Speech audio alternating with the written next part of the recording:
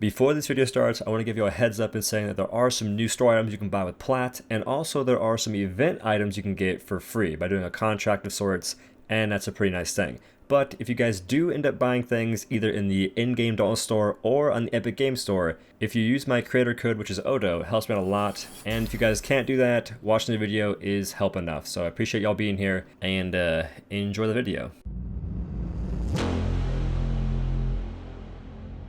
What's up guys, my name is Doe, hope you're doing well. In this video I want to talk about Escalation and give y'all a beginner's guide to it. So first things first, the way you unlock Escalation is by having at least 350 power for your weapon and your armor, and once you're to that point you can talk to Arcandrew, I think it's his name. He's the guy that gives you lanterns, and he's also the guy that gives you escalation quests, and the very first escalation quest is for you to complete the Hunt Escalation 1 through 13.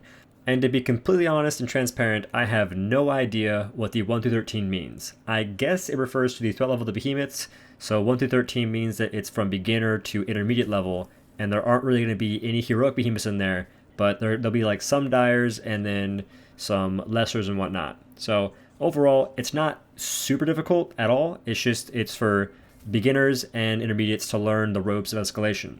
Which escalation in itself is really cool and really interesting. And the point of escalation is that it gets harder as you go. In escalation 1 through 13, there will be 4 total rounds.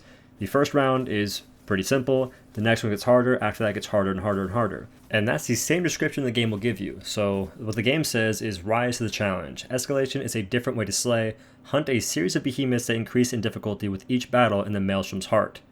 I didn't know it's called Maelstrom's Heart. It's pretty nifty. There's like some lore stuff there. Got you. And after defeating each behemoth or behemoths, as in dual hunts, which by the way, there'll be dual hunts in this escalation, they can be pretty insane, so get ready for that. Gather the island's power to increase your own and ride the Aether currents to your next fight, which to reach the final island to face the ultimate challenge. Now for escalation 1 through 13, there really isn't an ultimate challenge. It's just, beginner to intermediate, like I said.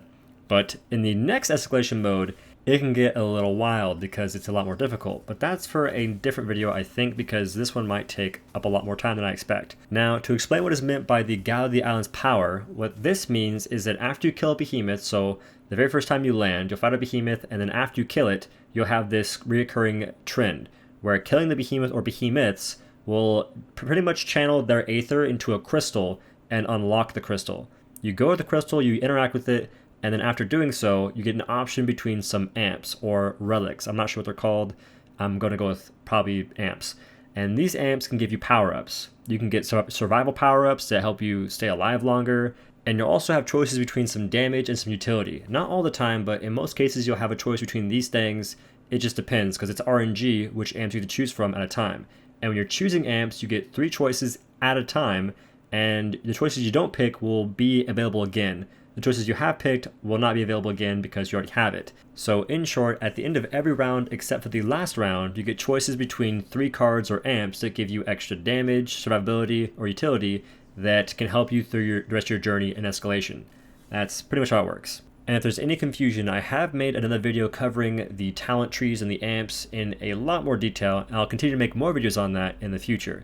And one more thing on the topic of gathering the island's power is that when you do escalation, you get these things called charged Aether. This is basically just another name for XP for your lantern.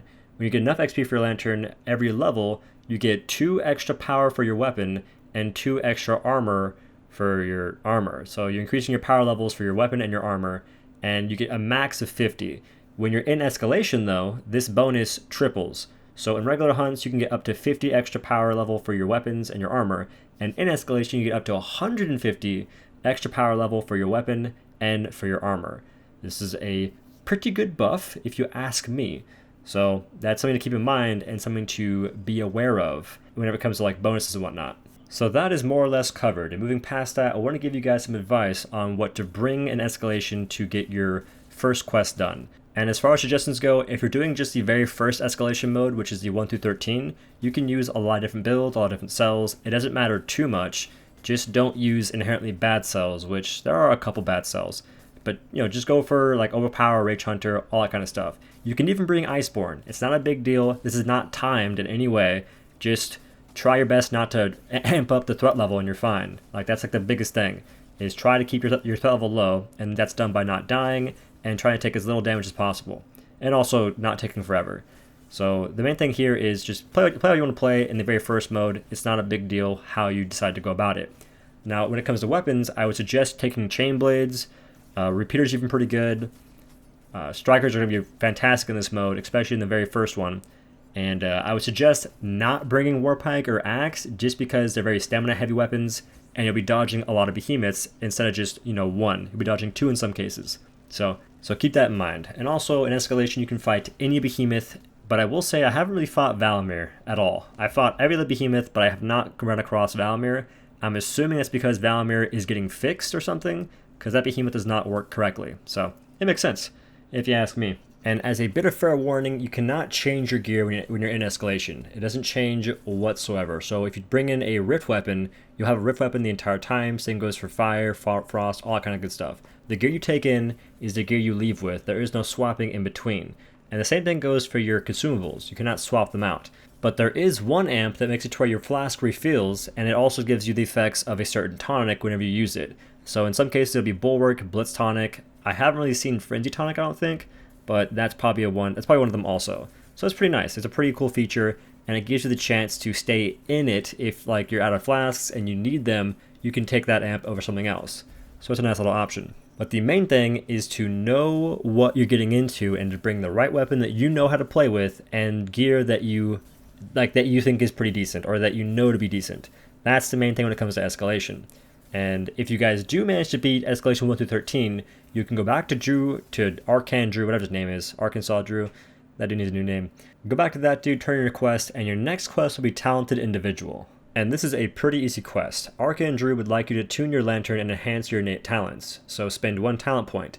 All you have to do is go out of the quest menu, move to the right like 2 whole feet, and press and interact with that new device that you see that's like kind of Star Wars-y. When you open that, you'll see a big old thing with a bunch of columns and rows, but they're basically just columns, and all you gotta do from there is click on one of the unlocked columns and click on one of the icons. That'll spend 1 of your talents, and you can be on your merry way. And don't be afraid, you can reset this at any time, costs you nothing, it's free, you reset and you're good to go. And these will affect your amp upgrades and unlocks in Escalation. So again, I have a video explaining that, so there's that. It might look kind of overwhelming and somewhat confusing in a sense, but it's explained in another video. And then after that quest, you'll get another one called King of the Hill, and this is pretty much the same thing as the first one, except there's a small addition to where you need 5 talent points, and you also need 450 power level for your armor and your weapons to complete it. So for this, you have to be progressing your weapons and your armor by upgrading them, and also getting a lot of experience from Escalation to get more talent points. And to get talent points, it's just experience. You just go to the LAD, which is the Lantern Attunement Device, open that up, it'll tell you how much experience you need for the next talent point and how many talent points you actually have. So you can keep track of all your stuff through that kind of menu, or by being in Escalation and looking at the bottom right whenever you complete a round. And once you have all the requirements, your talent points and your power level, you can turn your quest, and this is where you'll be unlocking the next mode, Escalation 10 through 50. And if this is threat level, then that means that holy freaking moly, that's crazy. But honestly, I think that the numbers just represent height, I guess. I'm not sure if it's like thousands of feet, millions of feet, I don't know. I'm assuming it's threat level, but I could be wrong on that, so don't put much stock into what I'm saying when it comes to the threat level. Anyway, in Escalation 10 through 50, this is where you have to be ready to fight Malkarion. This is a new behemoth, and the lore behind it kind of is, I hope you're ready, reports that a new behemoth has emerged from the Maelstrom defeat on charged Aether, or re-emerged, I should say. This behemoth is a Malkarion. Malkarion? Something like that. And a monstrous draconic legend that feeds on shock and storms. It awaits you atop of the most difficult Escalation islands. If I were you, I'd work on those talents, Slayer. This is like kind of a hint to be, hey, you should really try and get your talents up to help you have enough power to fight Malkarion, because it is honestly not that easy. I really doubt that many people at all will beat it their first attempt. And what that means is like going all the way through Escalation and making it to Malkarion and killing it.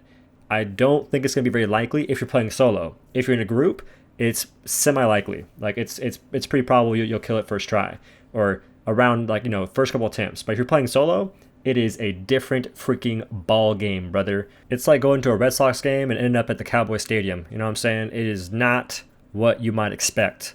So this is going to require a lot more planning and preparation and understanding. And I do have a video explaining Malcarion's attacks because it's kind of complicated. It took me, like, this behemoth took me a little bit to understand completely, because initially I was like, man, this behemoth kind of sucks. It's kind of attacking me a lot, hurt my feelings, keep me down on the ground. I'm not having very much fun. And it's just how it felt. But once you understand it, it's not that bad. And it's actually really cool, and it's really unique. It's a really unique behemoth.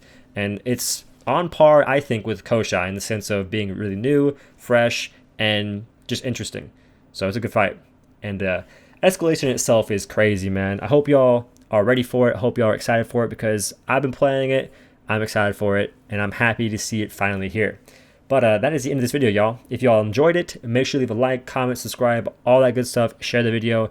And if you want to help out the channel, there are ways to do so in the description. The best way, however, is to use my Epic Games support code OhDough. It is free for y'all to use. It costs you nothing extra, and it helps me out a great deal. So if you like the channel, you want to help out, and you're buying something anyway, that is a very easy way to help me out a lot.